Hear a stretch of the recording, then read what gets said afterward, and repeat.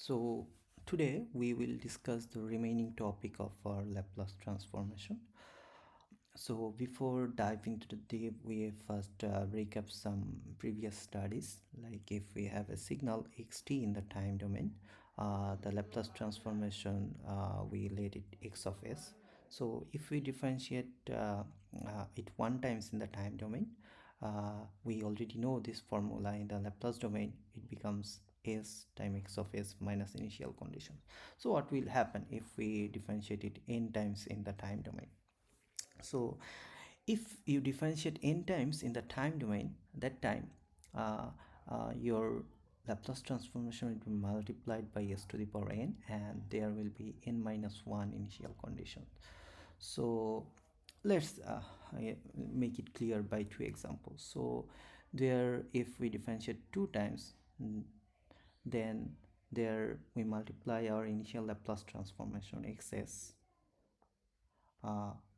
with s square, and there is two initial condition, one of x of 0 minus first derivative of x of 0, and for the first initial condition we multiplied it by s.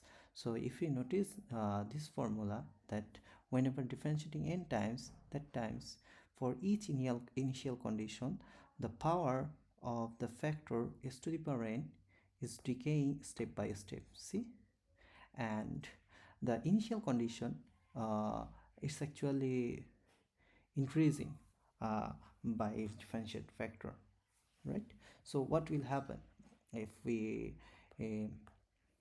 differentiate three times? So whenever we're differentiating three times, it will be multiplied by s to the power 3, and there will be three initial condition. As we see from the formula, like the power of the s value is decaying and the differentiation power is increasing for the initial conditions. So let's do one example so that our understanding will get clear.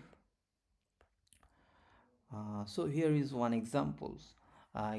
So here one question is given and differential equation, and the initial conditions are also given.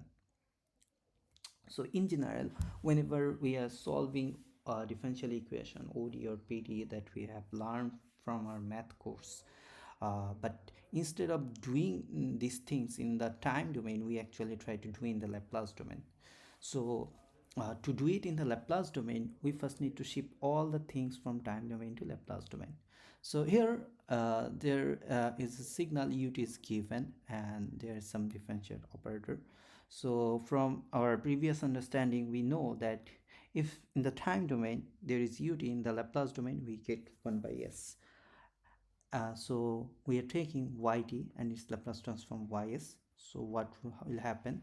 First differentiation of yt, s times ys minus y0, and that's the initial condition. Similarly, in the second differentiator and in the third differentiation. So here I highlighted these things. What are actually the initial conditions? So these are actually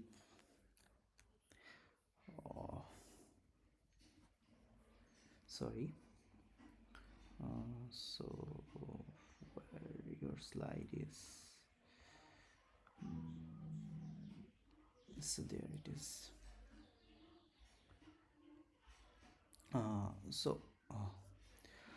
These are the initial conditions I have highlighted. So this initial condition actually given in our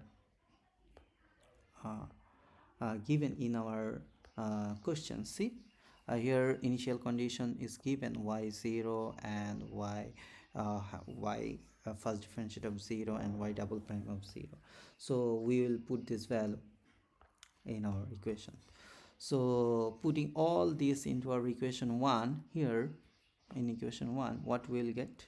So y cube s square ys, and everything we put it here. So after putting the initial condition here, see here value is given as 0, so this part will have no meaning, so we'll have this part only. So after put all the things, see we have just and polynomial equations. So we'll solve it by the way we actually solve polynomial, right? So here we keep all the things which have y, that the left, and the right side we take all the things except y. So here we take common y and other things as a factor. So here we get the final equation. See, so this is the part we can solve and differentiate equation by Laplace transformation. So here is a question. So how do we return to time domain?